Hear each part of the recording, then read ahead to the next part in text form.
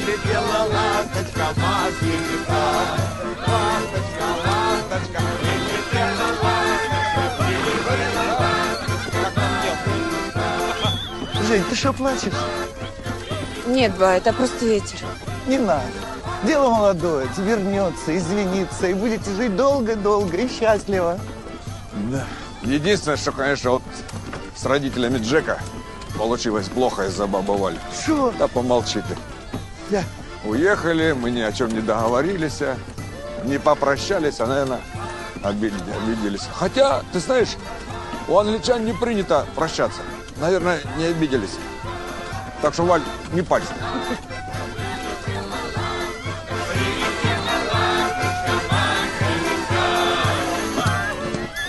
Машенька.